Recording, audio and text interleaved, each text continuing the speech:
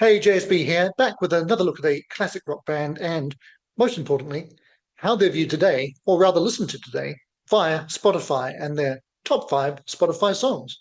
The band, well, you've probably worked it out, is Eagles. That's right.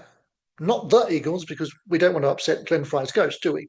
But just Eagles. Although, if you'd like to play a drinking game and take a shot every time I accidentally say the Eagles in the course of this video, well, that's up to you. You might want to consider what time of day you're watching this before you start that. Hmm. Anyway, for me, Eagles music has been in my life from the beginning. The greatest hits album that's behind me with the eagle skull that terrified the crap out of me when I was a kid. Um, that's been in my mum's collection from before I was born. And when I was about 6 years old or so, we also added the Hotel California album to the collection. And that remains my personal favorite Eagles album by a mile.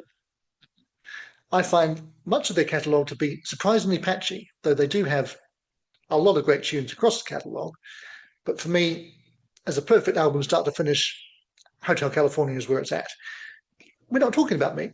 Uh, right now I am, but I'm going to stop, I promise, because we are looking at what people are listening to in the 21st century. And this isn't necessarily people who are long-term Eagles fans, but it's an interesting way to see if young people are connecting with older bands and what they're connecting with. It's not always the same songs that were big hits the first time around. So, all that said, let's head into Spotify and see what we find. All right. Before I actually dive in and see for sure, I'm going to make some predictions, as is my wont in this series, even though I'm only doing episode 2 here. So I'm going to say Hotel California will be number 1. But what would make up the rest of the top 5? There's so many possibilities. So for those of you who are chart geeks like me, you'll know the Eagles had, take a shot. Eagles had 5 US number 1 singles. Hotel California was one of them, but it was also a peak for, try to do this in the right order, Best of My Love, One of These Nights, New Kid in Town, and Heartache Tonight. Now, Heartache Tonight is up here because, how can I put this? I hate that song. I'm sure many of you love it. That's fine. Anyway, but that's far from the only options available. Of course, Lion Eyes, don't like that one either. Take It to the Limit. I can't tell you why. Take It Easy. Many, many great and big songs that could be in there. So I'm going to say Hotel California. I reckon Take It Easy is going to be in there. One of These Nights, probably. And beyond that, I'm just going to be guessing, aren't I? Well, let's see how I did. And also, how many people are even listening to the Eagles in 2025? Okay, not bad at all. 24 million monthly listeners. That is twice as many as Chicago, who we looked at last time. And points to me, number 1, with almost 2 billion streams, is Hotel California. Now, this belies the fact that some will say that Eagles have done themselves out of new generations of listeners by virtue of them being utter dicks and not letting any of their music on YouTube or TikTok or any of that, where new fans could potentially find them. If you've got a song with 2 billion streams on Spotify, you're still doing okay. Alrighty, let's see what the rest of the top 5 contains. 3 for 3, Take It Easy, which of course was their debut single, but not their highest charting by quite a stretch, made number 12, which was very respectable. One of These Nights, the second number 1 in this list. And one I didn't mention, but Life in the Fast Lane, again, obviously from the Hotel California album, as a single, that reached number 11. And then Lion Eyes takes up the 5th spot, and that was a number 2 single and a Grammy winner as well, if I remember rightly. And like I say, not a fan of that one. But those other 4, I mean, honestly, that is a really good sampler right there. If you like all or at least most of these songs, then you're well on your way to knowing their best stuff. But let's expand it and see what else has made it into the top 10. I have to say that the bass players, Randy Meisner, of course, and then Timothy B. Schmidt, Both should have a song in here, Take It to the Limit and I Can't Tell You Why, respectively. Otherwise, at the moment, we've got 3 Don Henley vocals versus 2 Glenn Frey vocals. So it will be interesting to see which of them dominates the full top 10. Let's have a look by clicking our favorite See More button. Oh, now that is not one I expected to see in there. Peaceful Easy Feeling is number 6. That was also, of course, from the debut, and again, not a big hit at the time, particularly peaked just outside the top 20. Of course, once these songs made it onto one of the biggest selling albums of all time, it didn't really matter what the original peaks were.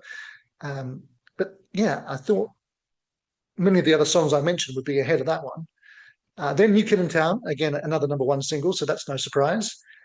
Love Will Keep Us Alive. I said that Timothy B. Schmidt should be represented here. That is not the song I was expecting. This is from the How Freezes Over album in 1994, which was when they got back together after only 14 years apart. I mean, it felt longer at the time, didn't it? But these days it just feels like a relatively small blip in their story. That's as big a surprise as I think we'll find, but we've still got 2 more to see. And they both come from the Desperado album. Again, kind of a surprise. As I said with Peaceful Easy Feeling, these were both on that big Greatest Hits album. But Desperado itself at the time wasn't a single, and the album is their lowest seller by quite a distance. Tequila Sunrise, likewise, oh, my chart stats are right, only made number 64 as a single. That's what my brain is telling me. And how are we doing here? Take It to the Limit is not here. That is the biggest shock to me, because that is one of the signature songs. Poor Randy. So we haven't got any Randy. We do have 1 song for Tim.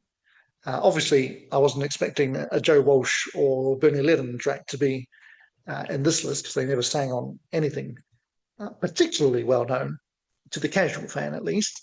But we've got 1, 2, 3, 4 for Don Henley, and believe it or not, 5 for Glenn Frey. So Glenn Frey is the most popular 21st century Eagle based on this.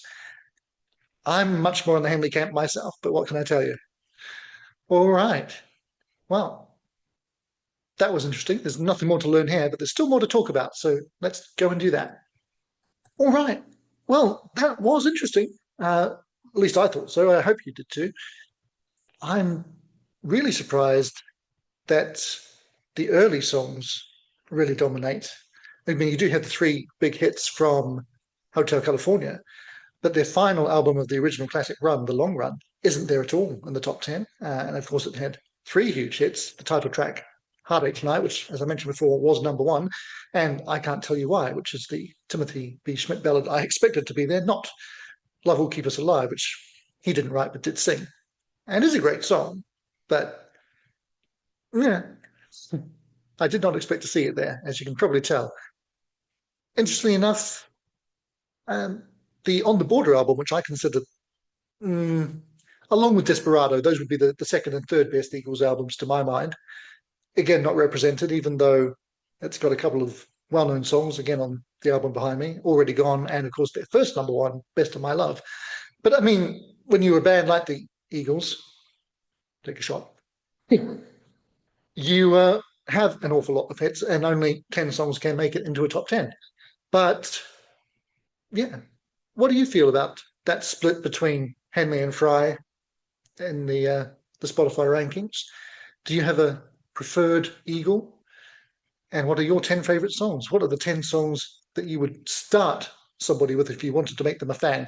It's not necessarily the same thing as your favorites. Personally, of course, as I say, Hotel California is start to finish for me. So even though you've got the first 3 songs, which are all hits, you still need to have definitely Wasted Time, Try and Love Again from Randy, great song, and The Last Resort, possibly the greatest song ever that ends the album.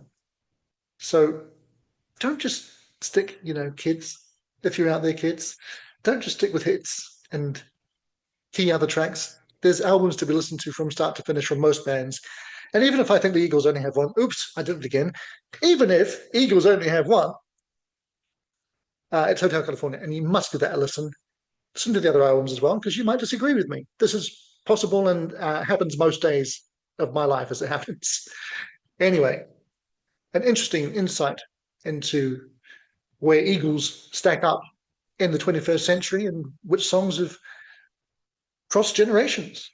I hope you found that interesting. I certainly did. Do check out the one I did earlier for Chicago, which might even be one of the options floating around my head that YouTube is recommending to you now. But in any case, I will just say thanks for watching and bye for now, but not for long. Acting is reacting. This does not mean acting again.